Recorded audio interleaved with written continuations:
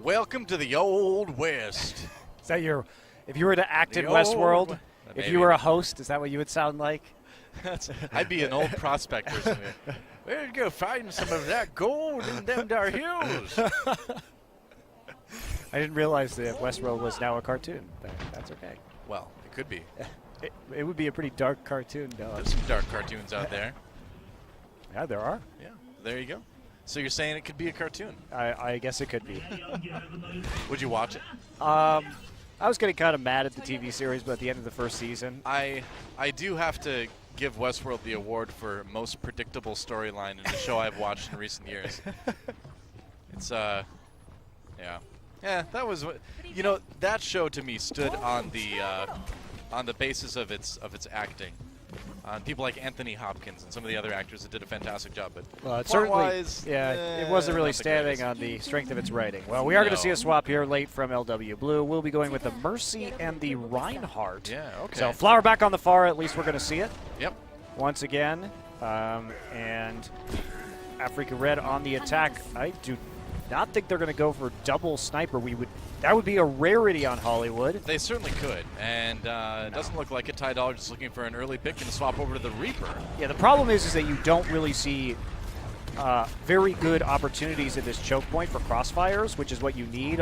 You could do it on a map like Kings Row, right, where you can cover that point, but Hanzo good here because you have a long corridor that you can shoot the Dragon Strike down, and there's a lot of pick potentials from this high ground and onto the point itself. You have that long line of sight, but in terms of double snipers, maybe not the best here. Wow, they're going into security, actually, yeah. And Nicely meanwhile, done. Ty Dollar sneaks in there, gets the kill on the Sebulbi. It's going to take a nap for the moment, and Flower fighting back on this Farah now. Uh-oh, Hanzo might be in a bit of trouble. Yeah, he's going to have I to would say Oh, so. Nice wow, shot on nice the long Navi. range shot on a Navi. Yeah, good prediction there with the rocket. And LW Blue holding strong for the moment. Yep, got greedy, trying to go for that mega health back there on the side. Yep. Predicted it pretty easily there by Flower, and gets the kill. So in spite of a nice flank from Ty Dolla, which everybody's distracted by the Hanzo, they are going to switch over to the McCree immediately, not committing to that. A bit strange because on this map in particular, it can be really easy to combo your Zarya ult and your Hanzo ult together. So sometimes it's worth just grinding out, and yeah, maybe you lose a couple minutes. Well, you wait for those ults to charge, but it could be almost a guaranteed cap if you could execute it. And Afreeca Red is so low from those rockets already as they approach the point. This is going to be a tough push. Ty Dollar especially Well, needs a bit more health. He got it now. Yeah, I mean, they switched to the McCree so they could deal with this Farah, and they do. Oh boy. Nano boost on a Ty Dollar. Good start here. Oh, but they can't quite kill Gambler before he gets the res off. That's a problem. Ty Dollar fighting back anyway. Yeah, that barrage works. Flower getting a couple with that. Sebulbi cleaning up with a whole hog. And Afreeca Red back to the drawing board once again. Oh, man, it looks so good. It did. Afreeca Red was distracting everybody on the high ground. McCree comes through security to pick Flower out of the sky, and they get the kills on the high ground, but Mercy just patiently swoops in, gets the big res, and that stops the push cold. Man, and that one is that's a tough one to take for Afreeca Red because Ty Dollar was on that Reaper. He had the shots on the Mercy and he just couldn't quite finish her off in time. Well, we watched Ty Dolla flank, a bunch of people dying on the side of Afreeca Red. He's guess on a so. Mercy hunt.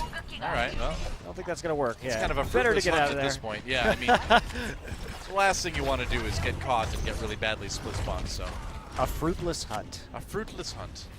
That's right. Do you usually hunt for fruit? Well, you know, you can use fruitless as a way to describe unsuccessful as well. I know, it's just funny when used in that context. You may use the Latin. You may be the Latin expert, but I'm the English language. You're the fruit expert. I'm Got the it. fruit expert, too. Oh, nice shot on the Gambler. Oh, Ooh, that's wow. huge. That's a big, big kill. Yeah, Gambler didn't have the ult yet, but he would have by the end of this fight for sure. So Afreeca Red, this is their golden opportunity. They need to make this work here if they want to get this payload rolling. Janus being patient, waiting a bit too long as they get pinned by Take This. And Afreeca Red, if they can kill Flower here, maybe they can take the point. Mako's still alive for the moment as well. So you'll be knocked down, knocked out. Gambler not with a res either, so he's not going to come in and get some sort of miracle res. In fact, he should just leave. Yep. That's what he's going to do. Trying to avoid death, but actually goes down, gets a little bit too close there, and Ty Dolla finds him. Not able to stop this at point A, but they do drag it out. Only about 25 seconds left, and so 2.5 minutes go on the clock here for the Westworld phase. Yeah, pretty big positional mistake by a gambler to get caught by that Deadeye. That's not something you see happen very often, but it cost him the point. It was a really long-range Deadeye. It's probably hard for him to tell where McCree was exactly, but Possibly. yeah. When did you get to be the nice one? Man, it's the opposite day or something. I agree. Probably should have guessed where he was. Exactly, yeah. Given what the goal was to zone him There off we the go. point. That's the Manji I know. He should feel bad, too. A tune over on the Widowmaker now, trying to perhaps pick Flower out of the air. Very close to doing just that. Yeah. $5 Nanoblade time. Goodbye, Luna. See if he can pick up another one. God. Onto Sabiobi, and he can.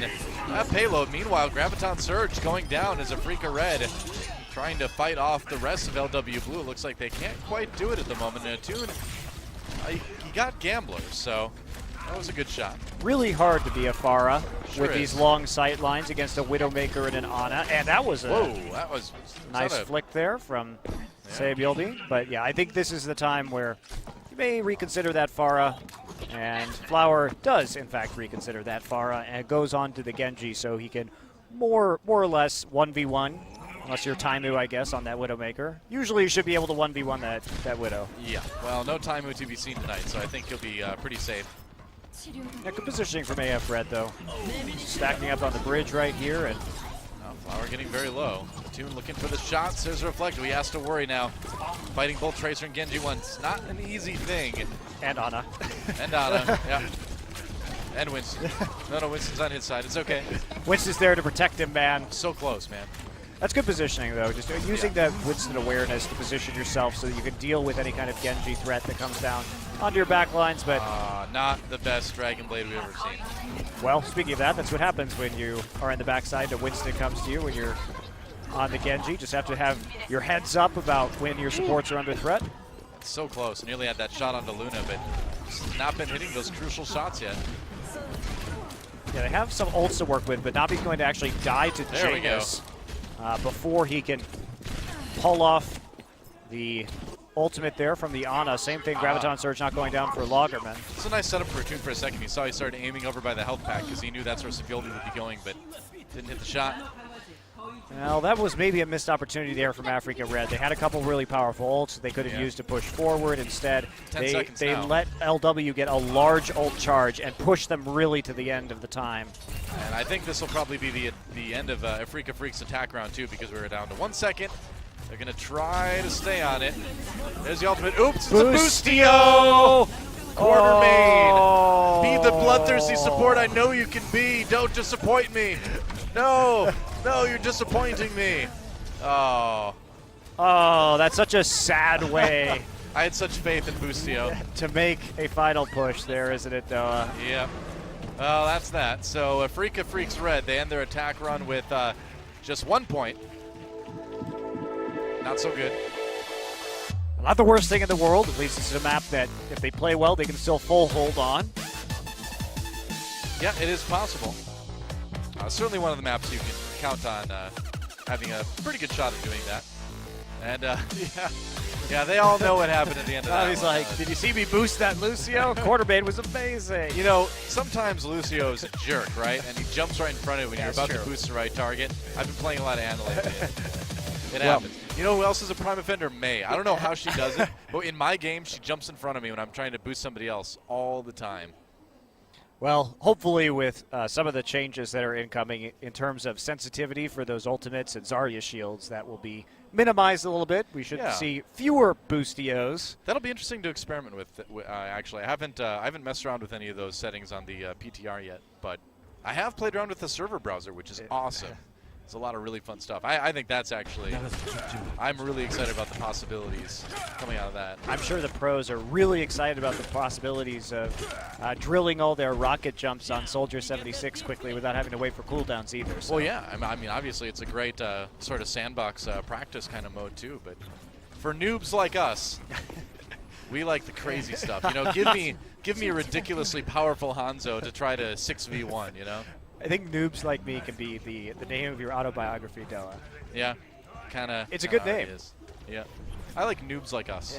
Noobs like us. That's right. Sounds good. Strike a pose. Vogue. Looks like Symmetra's going to be a race car model at some point. That's a pretty crappy-looking race car.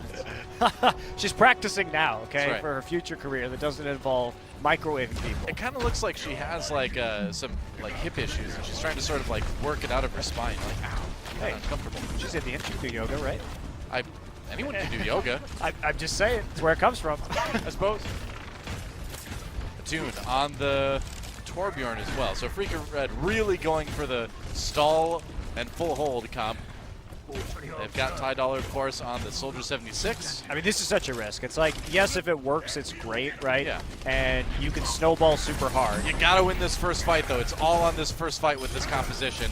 Flower gets a kill into Attune. That's not a great start. Nice charge, though. Yeah. Just taking out himself. Oh, boy. All right. Well, there goes Ty Dollar. All right. 2 for 2 right now. Afreeca Red trying to fight back. There goes the turret.